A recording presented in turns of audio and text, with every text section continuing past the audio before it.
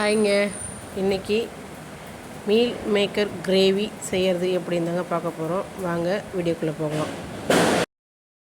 This video sponsor by SPO digital marketing.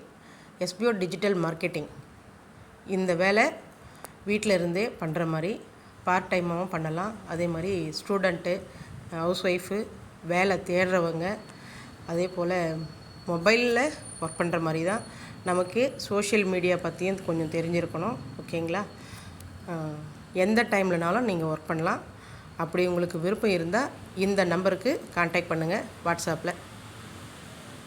Skip பண்ணாதீங்க. பெரிய தப்பு. தினம் 300 ரூபாய் சம்பாதிக்க அரிய வாய்ப்பு. இன்ஸ்டாகிராம், ஃபேஸ்புக் பயன்படுத்த தெரிந்தால் போதும். Content post and content publishing மூலமா தினம் 300 ரூபாய் சம்பாதிக்கலாம். இந்த வேலை செய்ய 5 நிமிடம் போதும். Work training support, group communication support, all language customer live chat support, முக்கியமா சொந்தமா ஒரு பிசினஸ் ஸ்டார்ட் பண்ற அளவுக்கு உங்களால கற்றுக்கொள்ளவும் முடியும், சம்பாதிக்கவும் முடியும். இந்த வேலை வாய்ப்பு வழங்குவது 5 வருடத்திற்கு மேல ரன் ஆகிட்டு இருக்க நம்ம தமிழ்நாட்டு company school of business organisation private limited. மேலும் விவரங்களுக்கு டிஸ்கிரிப்ஷன்ல கொடுத்திருக்க நம்பருக்கு வாட்ஸ்அப் பண்ணுங்க. ஹாய்ங்க. இன்றைக்கி மீல் மேக்கர் இதை வச்சு ஒரு கிரேவி ஒன்று பண்ண போகிறோங்க.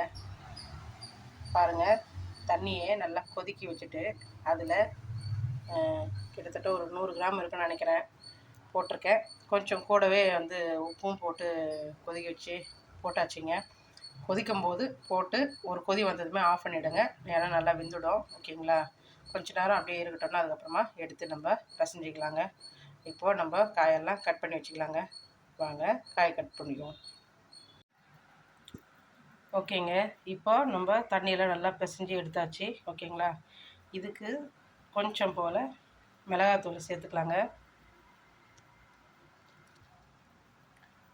அடுத்து கொஞ்சம் மஞ்சப்பொடி சேர்த்துக்கலாங்க.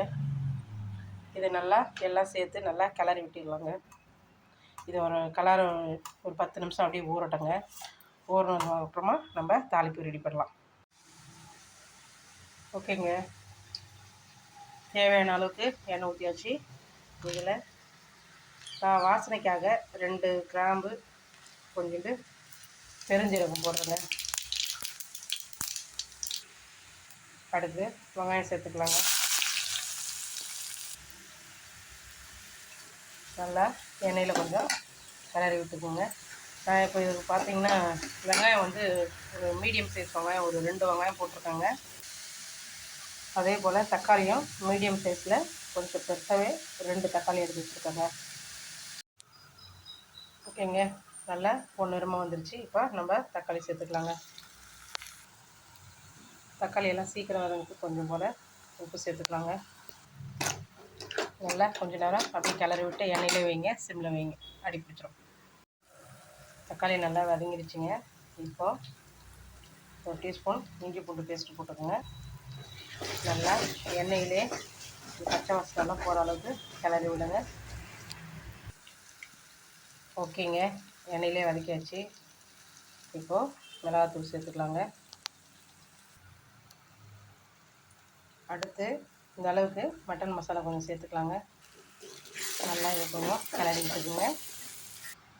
அதுக்கப்புறம் நம்ம மசாலா போட்டு வச்ச மீன் மேக்கரையும் அதில் சேர்த்து கலந்துக்குவோம்.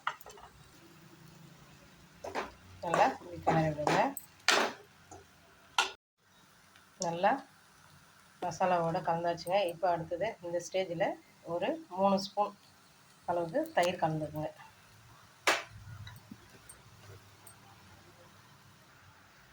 லைட்டாக கொஞ்சம் போல் தண்ணி ஊற்றுங்க. ஓகேங்க, தேவையான அளவுக்கு தண்ணி ஊற்றியாச்சு. கொஞ்சம் நேரம் ஒரு 5 மினிட்ஸ் கொதிக்க விடுங்க.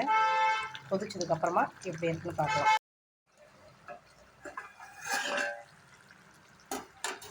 ஓகேங்க, நல்லா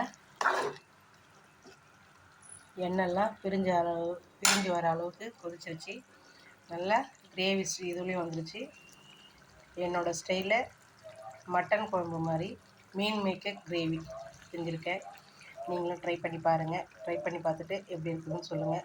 என்னோடய வீடியோ பிடிச்சிருந்தா லைக் பண்ணுங்கள், ஷேர் பண்ணுங்கள், கமெண்ட் பண்ணுங்கள். மறக்காமல் என்னோடய சேனலை சப்ஸ்கிரைப் பண்ணுங்கள். பெல் ஐக்கானையும் தட்டிட்டு போங்க. ஓகே ஃப்ரெண்ட்ஸ், நெக்ஸ்ட் வீடியோவில் பார்ப்போம். தேங்க்யூ.